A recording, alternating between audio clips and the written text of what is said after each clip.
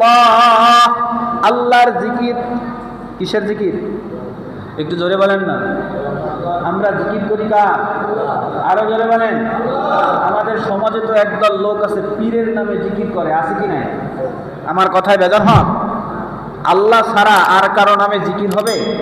আল্লাহর পরে আল্লাহর নবীর উপরে দুরুদ হবে, সালাম হবে, কিন্তু জিকির হবে না। জিকির হবে কার? আর একটু জোরে বলতে হবে, জিকির হবে কার? কিন্তু দেখবেন আমাদের সমাজে একদল মানুষ পীরের নামে, উস্তাদের নামে জিকির করে। এটা কি জায়েজ আছে বলেন? এটা হারাম। কি বলেন? আরো জোরে বলেন। কি জিকির হবে কার নামে? আল্লাহর নামে। তো আসেন, আজকে খুতবার আলোচ্য বিষয় হলো জিক্রুল্লাহ, আল্লাহর জিকির।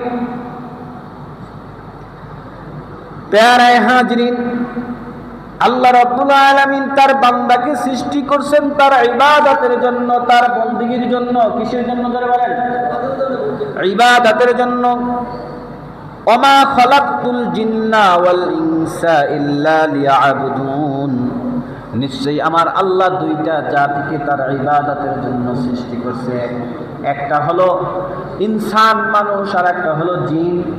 এই দুইটা জাতি ছাড়া যত দেখেন গাছপালা, তরুলতা, পশু পাখি সব মানবের কল্যাণে। সুবহানাল্লাহ বলবেন না? আল্লাহ রাব্বুল আলামিন সকল সৃষ্টিকে সৃষ্টি করে মানব জাতির তাবে করে দিয়েছে। এমনকি জিনকেও আল্লাহ রাব্বুল আলামিন মানুষের তাবে করে দিয়েছে। একজন ব্যক্তি যদি কিছু সময় চেষ্টা করে, সাধনা করে, তাহলে এক নয়, দুই নয়, হাজার হাজার জিনও তাবে করা যায়, তার অনুগত হয়ে যায়।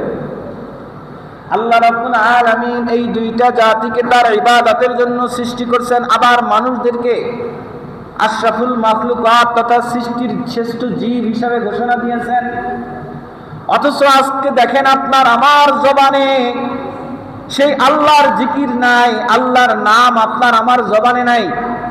আপনার আমার জবানে দেখা যায় অশ্লীল কথাবার্তা, গান বাজনা, থিয়েটার, নাচ গান ইত্যাদি কল। কোন ব্যক্তি, কোন গায়ক কি বলছে, কোন নায়ক কি বলছে, কোন খেলোয়াড় কি বলছে, সেই ডায়লগ বাচ্চাদের মুখে। কিন্তু আপনার আমার ঔরাজাত সন্তান, যেই সন্তান আপনার আমার গৃহে লালিত পালিত হয়, আপনার আমার জন্ম দেওয়া সন্তান, তার জবান থেকে তো আল্লাহর পবিত্র নাম সুবহানাল্লাহ, আলহামদুলিল্লাহ, আল্লাহু আকবার, এই সকল বাক্য তাদের জবান থেকে বের হওয়ার কথা ছিল। ঠিক কিনা বলেন? কিন্তু আমরা সেই শিক্ষা দিতে পারি নাই। আজকে আমার আফসোস লাগে, আপনার জানেন এই মসজিদে প্রতিদিন ফজরের পরে মক্তবে ডাকা হয় ছাত্রদের, কিন্তু ছাত্ররা আসে না। তো এই কিছু ছাত্র যখন আসে, আমি জিজ্ঞাসা করি কি ব্যাপার, তোমার সাথে তো আরো 4-5 জন আসতো, তারা আসে না কেন? বলে হুজুর, আমি আজকে আসার সময় তাদেরকে ডাক দিয়েছি, কিন্তু তারা তার মা বাবা পাশে ঘুমায় রয়েছে, আর সে তার মার বাবার মোবাইল চালায়, মোবাইল দেখে। মোবাইলে কি দেখে? টিকটক দেখে। অথচ ফজরের পরে সন্তানকে কোথায় পাঠানো উচিত ছিল বলেন? কোরআন শিক্ষার জন্য মসজিদে পাঠানো উচিত ছিল না? অথচ আমরা গাফেল। আল্লাহর দরবারে কি আপনি দিবেন, এর বিষয়ে আরেকটু পরে আলোচনা করতেছি। আসেন এবার জিক্রুল্লাহ, আল্লাহর জিকির সম্পর্কে পবিত্র কুরআনুল কারীমে কি বলা হয়েছে একটু খেয়াল করে শুনেন। আল্লাহ রাব্বুল আলামিন সূরা রাদের 28 নম্বর আয়াতের ভিতরে আল্লাহ রাব্বুল আলামিন দুনিয়ার মানুষদেরকে মেসেজ দিয়ে দিলেন। দুনিয়ার মানুষদেরকে আল্লাহ রাব্বুল আলামিন জানায়া দিলেন, মেসেজ দিয়ে দিলেন। আল্লাহ রাব্বুল আলামিন বলতেছেন,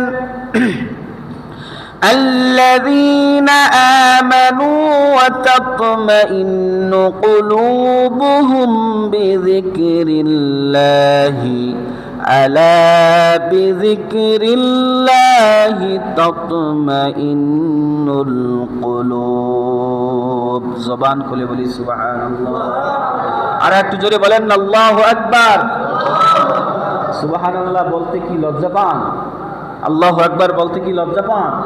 সুবহানাল্লাহ, আল্লাহ পবিত্র, আল্লাহ শ্রেষ্ঠ, আল্লাহু আকবার, আল্লাহ সবার চাইতে বড়, আলহামদুলিল্লাহ, সকল প্রশংসা আল্লাহ। এই কথাগুলো যদি আপনি একবার বলেন, হাদিসের ভিতরে আসছে আল্লাহ রাব্বুল আলামিন তার জন্য জান্নাতের ভিতরে একটা খেজুর গাছ রোপণ করেন। কি গাছ? খেজুর গাছ। আর এই গাছটার ছায়া যেই দিন হাসরের ময়দানে মানুষগুলো ইয়া নাফসি করবে, মানুষগুলো নিজের ঘামের ভিতরে সাঁতার কাটবে। ছেলে তার বাবাকে চিনবে না, বাবা তার ছেলেকে চিনবে না, মা তার মেয়েকে পরিচয় দেবে না, মেয়ে তার বাবাকে পরিচয় দেবে না। ইয়া নাফসি বলবে। ওই কঠিন মুহূর্তে ওই গাছটা আপনাকে আমাকে ছায়া দিবে। আর হাদিসের ভিতরে লিখছেন যে ওই গাছটার ছায়া এত বড় হয়, আলীর মতো, তলহার মতো, জাবেরের মতো, আব্বাসের মতো একজন সাহাবী যদি 1000 বছর একটা তেজস্বী ঘোড়া নিয়ে যদি দৌড়ায়, ওই গাছের 3 ভাগের 1 ভাগ ছায়া অতিক্রম করতে পারবে না। বজরে বলেন না সুবহানাল্লাহ। অতএব লস নাই। আপনি আমি এই মসজিদে আছি, সুবহানাল্লাহ, আলহামদুলিল্লাহ, আল্লাহু আকবার যাই বলি না কেন, প্রত্যেকটা আওয়াজে, প্রত্যেকটা তাসবিহ আদায়ে আল্লাহ রাব্বুল আলামিন অসংখ্য নেকি আপনাকে আমাকে দিয়ে দিতেছেন। এবার আসেন, তো আল্লাহ রাব্বুল আলামিন এই সূরা রাদের 28 নম্বর আয়াতের ভিতরে দুনিয়ার মানুষদেরকে আল্লাহ রাব্বুল আলামিন জানায়া দিলেন আল্লাযীনা যারা আমানু ঈমান এনেছে। আয়াতের অর্থের দিকে লক্ষ্য করেন। আল্লাযীনা যারা আমানু ঈমান এনেছে, ওয়া তাতমাইন্নু কুলুবুহুম, এবং ওয়াতাতমাইন্নু কুলুবুহুম, এবং যারা আল্লাহ পাকের প্রতি দৃঢ় বিশ্বাস রাখে, এবং ওয়াতাতমাইন্নু কুলুবুহুম, এবং যারা তাদের অন্তরকে আল্লাহর জিকির দ্বারা, বিজিক্রিল্লাহ, আল্লাহর জিকির দ্বারা প্রশান্তি করে। কিসের দ্বারা জোরে বলেন? আল্লাহ রাব্বুল আলামিন বললেন আল্লাযীনা, তারা আমানু মুমিন, বা আল্লাযীনা যারা আমানু ঈমান এনেছে, বা আল্লাযীনা তারা আমানু মুমিন, কারা? ওয়াতাতমাইন্নু কুলুবুহুম, যাদের অন্তরসমূহ কি করে? প্রশান্তি আনে, বিজিক্রিল্লাহ, আল্লাহর জিকির দ্বারা।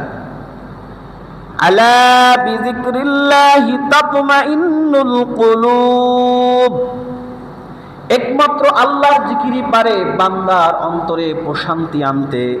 কিসে পারে? জোরে বলেন, একটু জোরে বলেন না।